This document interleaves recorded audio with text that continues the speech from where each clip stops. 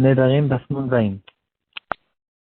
Bonjour tout le monde, aujourd'hui on va essayer d'apprendre est-ce qu'un objet qui a été interdit par un neder, qui a été échangé, on a fait un échange de cet objet interdit, est-ce que le deuxième objet qui a été échangé, qui est venu en échange, qui est venu à la place, est-ce que cet objet aussi rentre dans l'interdiction du neder?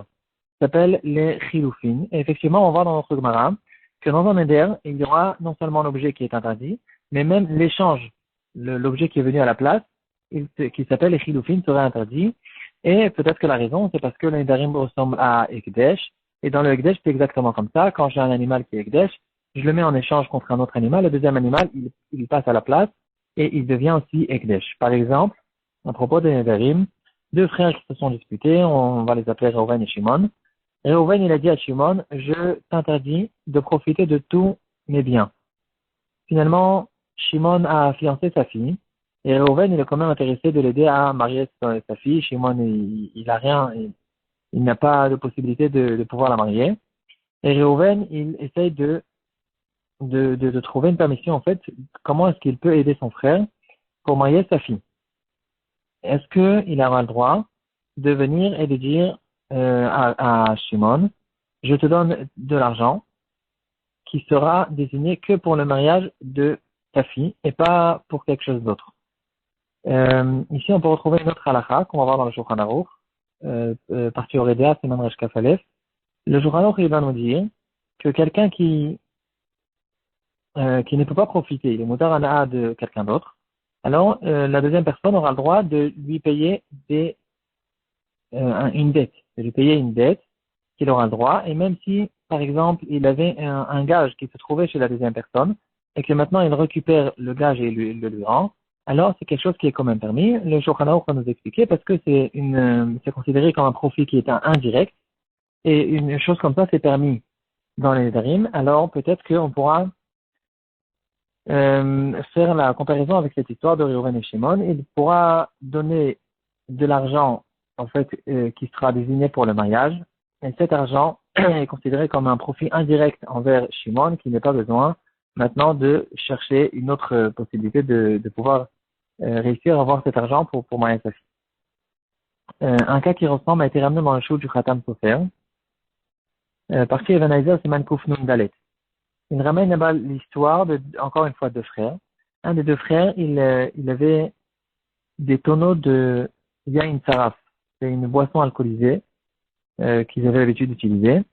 Et son frère, il avait l'habitude de venir chez lui tout le temps et il buvait en abondance. Il devenait saoul et il se méprisait aux yeux des autres. Et son frère qui essayait à chaque fois de lui dire, c'est pas bien, on peut pas exagérer avec ces choses-là, etc. Ça marchait pas, ça ne réussissait pas.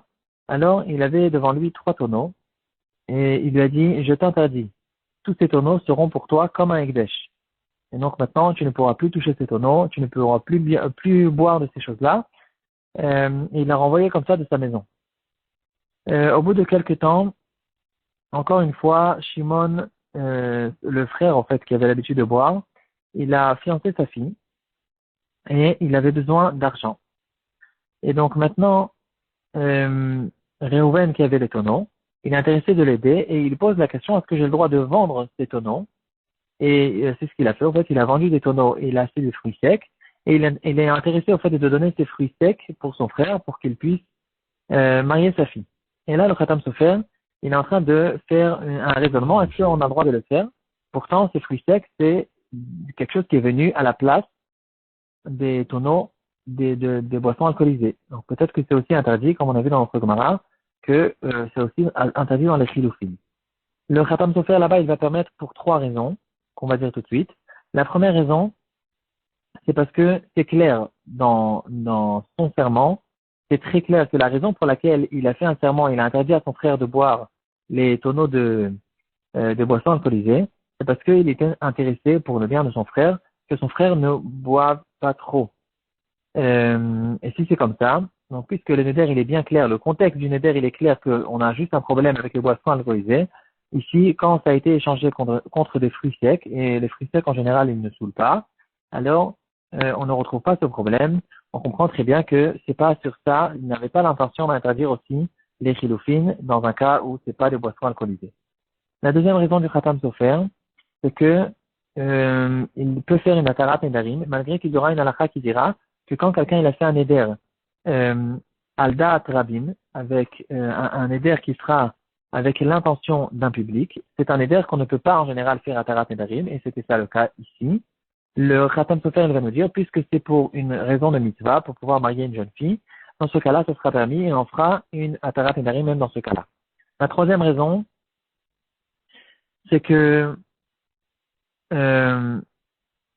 justement, à cause de la halakha qu'on a vue, puisqu'il va donner cet argent pas directement pour son frère, mais c'est pour la fille de son frère, pour qu'il puisse marier sa fille. Et donc, les fruits secs, maintenant, ils seront désignés pour la fille, et pas pour le père.